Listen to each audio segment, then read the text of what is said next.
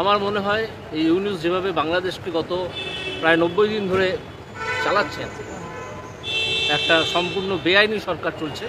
কারণ তাদের প্রধানমন্ত্রী পদত্যাগ করেননি এখনও, সে তিনি যেখানেই থাকুন। এবং যেভাবে তার ওই একটা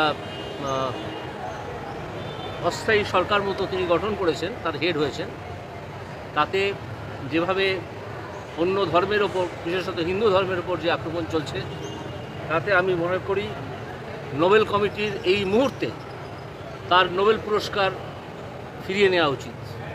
আপনারা হয়তো আমায় জিজ্ঞেস করতে পারেন যে নোবেল কমিটির এই রুল আছে কিনা, আমি বলতে পারবো না। কিন্তু একটা সাধারণ রুল আছে যে কোনো কর্তৃপক্ষ যদি কোনো একটা কাজ করতে চান, করার ক্ষমতা থাকে, তাহলে তার সেই কাজ নাকচ করারও ক্ষমতা থাকে।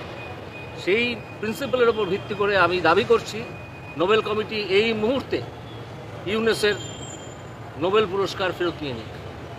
ক্রমশ ব্যাপারটা বোঝা যাবে। আন্তর্জাতিক পরিস্থিতি সবাই নজর রাখছেন, সব দেশ, এবং এই অসভ্যতা চলতে পারে না, প্রথম। দ্বিতীয় হচ্ছে, যাকে অ্যারেস্ট করা হলো প্রথম দিন,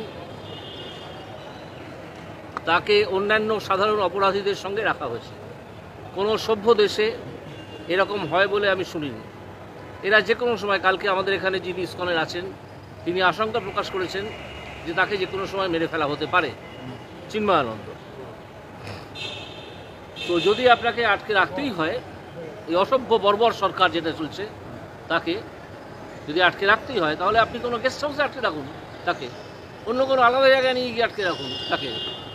যখন আদবানিকে অ্যারেস্ট করেছিল বিহার সরকার, আপনাদের অনেকেরই হয়তো মনে আছে, আমাদের লালকৃষ্ণ আদবানিকে রথযাত্রা নিয়ে, তখন তাকে তো একটা গেস্ট হাউসে রাখা হয়েছিল।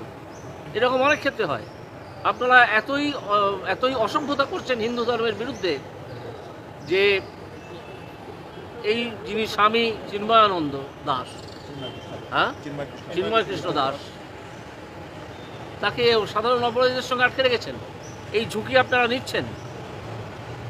আপনারা জানেন এর ফল কি হতে পারে, আপনারা হয়তো জানেন, কিন্তু টের পাবেন যদি তার কোনো ক্ষতি হয়।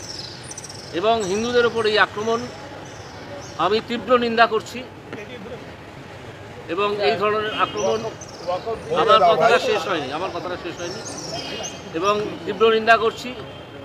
এবং যারা এই আক্রমণ চালাচ্ছেন, তারা জেনে রাখুন পৃথিবীর বিভিন্ন দেশে তাদের ধর্মীয় সম্প্রদায়ও আছে, তারা মিলেমিশে থাকে, যেমন আমাদের ভারতবর্ষ।